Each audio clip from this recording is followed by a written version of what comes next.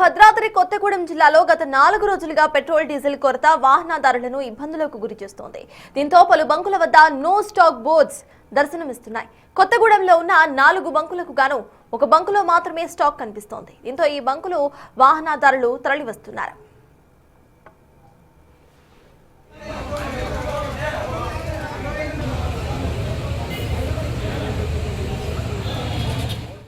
వాహనదారులతో పాటు స్థానికులు కూడా బాటిల్ స్కాన్లతో బంకులకు ఎగబడడంతో ఉద్రిక్త పరిస్థితులు నెలకొన్నాయి.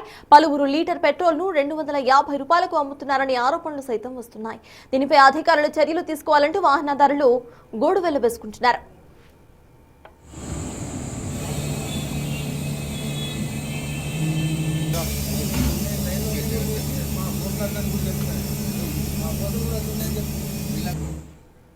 మరోవైపు ఆర్టీసీ పెట్రోల్ బంకులో సీఎన్జీ లభిస్తూ ఉండటంతో సీఎన్జీ ఆటోలు, కార్లు క్యూ కట్టాయి. అదేవిధంగా ఆయిల్ కంపెనీల నుండి బంకులకు ట్యాంకర్లు లిమిటెడ్ గా వస్తుండటంతో కొరత పుకార్లు ఊపందుకున్నాయి. కొంతమంది అవసరానికి మించి పెట్రోల్, డీజిల్ కొనుగోలు చేసి బ్లాక్ చేస్తున్నారు. అయితే మరో 2 రోజుల్లో సమస్య పూర్తిగా తగ్గుతుందని, ప్రజలు భయపడాల్సిన అవసరమే లేదని జిల్లా సివిల్ సప్లై అధికారులు చెబుతున్నారు.